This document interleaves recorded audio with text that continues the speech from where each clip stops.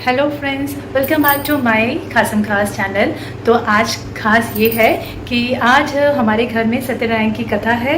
मेरे लिए first time experience होगा क्योंकि हमने अभी 8 साल में कभी भी सत्यनारायण की कथा नहीं सुनी है। तो इसीलिए आप मेरे इस वीडियो को भी एंड तक ज़रूर देखते रहिए और कोशिश करती हूँ कि मैं आपको बता सकूँ कि ये सत्यनारायण की कथा क्यों की जाती है, किस लिए की जाती है। तो सारा चीज़ मैं आपको धीरे धीरे बताऊँगी। तो now look at this, I am in sari. Yes, हमारे पूजा में अक्सर साड़ी पहनी जाती है, थोड़ा अच्छा लगता है। और ये पीला सिंदूर जो आप देख रहे हो, ये हमारे यूपी का कल्चर है कि जब भी कुछ अच्छा फंक्शन होता है या कुछ ऐसे शादी का या फिर पूजा वूजा का फंक्शन होता है तो उसमें हम लोग ये पीला सिंदूर जरूर चढ़ाते हैं। आई होप आपको समझ में आ गया होगा कि आज पूरा पूजा का माहौल है।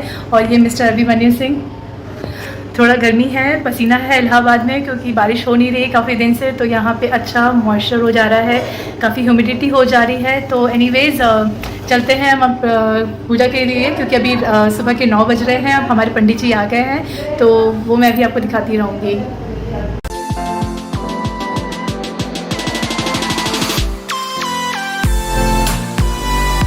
इनको तो आप जानते हैं, ये मेरे हस्बैंड हैं और ये बगल में जो है वो मेरी सासू माँ हैं। दोस्तों, अब मेरी सारी तैयारी हो चुकी है, बस ये आलता लगवाना है। ये आलता यानी महावीर भी कहीं कहीं कहा जाता है और ये इसलिए लगाया जाता है जब भी कोई शुभ दिन होता है, जैसे पूजा वगैरह हुआ, शादी हुई, कुछ भी दिवाली हुई, तो ऐसे मौके पे सुहागन औरतें अपने पैरों में ये आलता हमारे हिंदू मान्यताओं के अनुसार जो औरतें घर में आलता लगाती हैं उनकी बॉडी में कोई भी नेगेटिविटी प्रवेश नहीं करती है।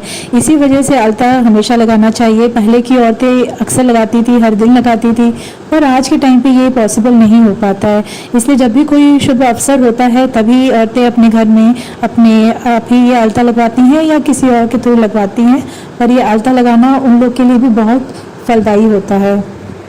एक और इम्पॉर्टेंट चीज़ है दोस्तों, औरतें जब शादीशुदा नहीं होती हैं, जब वो कन्याएं होती हैं, तो उससे वो आलता सिर्फ अपनी एड़ी से पहले ही लगवाती हैं, एड़ी तक पूरा नहीं रंगवाती हैं।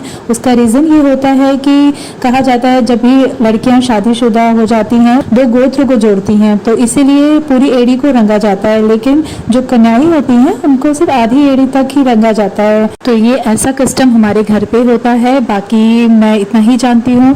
और देख सकते हो कि मेरे पैर पूरे रंगा गए हैं। मैं थोड़ी जल्दी में थी इसलिए उतने सुंदर तो नहीं रंगे, पर ठीक है। अभी मेरे हस्बैंड भी लगवा रहे हैं, यहाँ पे हस्बैंड लोग भी लगवाते हैं आलता, क्योंकि जब भी कोई शुभ मुहूर्त होता है तो हस्बैंड वाइफ दोनों ही आलता लगवाते हैं। तो यहाँ देखिए पंडित जी भी आ चुके हैं और वो पूरी तैयारी कर चुके हैं और हम भी पूजा में बैठ गए हैं। तो चलिए दोस्तों, अब मैं आपको बताती हूँ कि सत्यनारायण की कथा घर में क्यों कराई जाती है, इसकी क्या मान्यताएं हैं। तो हमारे हिंदू परंपरा में यह सत्यनारायण की कथा तब कराई जाती है जब घर में कोई खुशी का माहौल हो और उसी में यह कथा सुनी जाती है। सबसे पहले यहाँ गौरी गणेश की पूजा की जाती है, उसी के बाद यहाँ पे सत्यनारायण भगवान की कथा सुनते हैं। इस पूजा में हम सत्यनारायण भगवान की मूर्ति या फोटो भी रख सकते हैं। यह सत्यनारायण भगवान जो है वो विष्णु के अवतार में है और इनकी पूजा इसलिए कराई जाती है ताकि हर जगह सत्य का ही प्रकाश हो। जो नाम ही है सत्यनारायण, सत्यनारायण के रूप में पूजना ही सत्यनारायण की पूजा है। इसका दूसरा अर्थ यह है कि संसार में एकमात्र ही नारायण है, बाकी सब माया है। सत्य में ही सारा जगत समाया हुआ है। भारत में सभी हिंदू परंपराओं में प्रतिष्ठित कथा के रूप में यह सत्यनारायण की कथा काफी प्रसिद्ध है।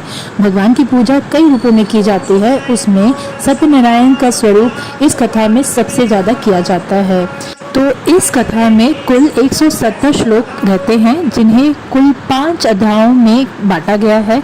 और इस कथा में 2 चीज बहुत महत्वपूर्ण है, वह यह कि यह संकल्प को भूलना नहीं चाहिए और दूसरा प्रसाद का यहाँ पे अपमान नहीं करना चाहिए। और इसका पालन ना करते हुए हमें जीवन में काफी परेशानी आ सकती है और काफी धन और परिवार की सुख शांति इसमें भंग हो जाती है। इसलिए सत्यनारायण की कथा का पालन पूरी निष्ठा और आस्था के साथ किया जाना चाहिए। बोलो सत्यनारायण भगवान की।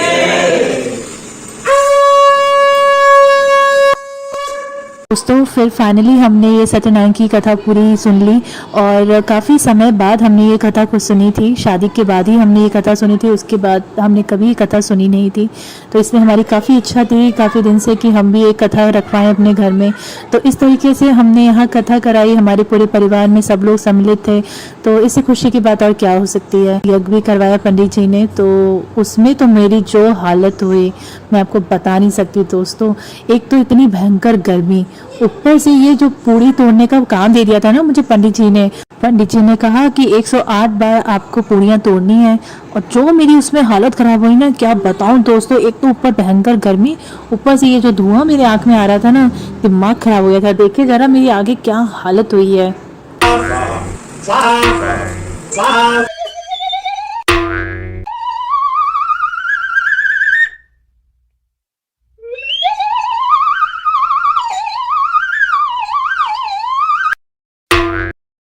तो दोस्तों इस तरीके से हमारी पूरी कथा ख़त्म हो गई थी और हमने भी बहुत खुशी हुई कि सभी लोग ने अपना पूरा योगदान दिया।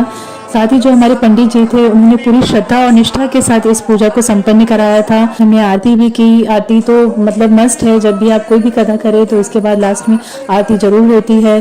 तो देखिए इस तरीके से हमने पूरी आरती कर ली। तो जो भी हमारा समय हुआ यह कुछ 2 घंटे में ही हो गया सारा कुछ। 9 बजे हमारा सब शुरू हुआ था पूजा और 11 बजे पूरा पूजा खत्म हो गया था। इसके बाद हमने सारे अपने बड़ों का आशीर्वाद लिया और फिर उसके बाद हमने अपना भोजन अर्पण किया। सत्यनारायण जी की कथा करने से पहले हमें व्रत रखना पड़ता है, हमें कुछ खाना पीना नहीं पड़ता है। जब ये पूरा कथा हो जाता है तभी हम अपना व्रत खोल सकते हैं। तो हमने बहुत ही बेसिक चीज़ों से अपना एक कथा को पूर्ण कराया था। फ्रेंड्स, आपको कैसा लगा हमारा ये सत्यनारायण की कथा? आई होप आपको वीडियो थोड़ा पसंद आया हो। पसंद आए तो लाइक एंड शेयर जरूर कीजिए और thanks for watching. Bye bye.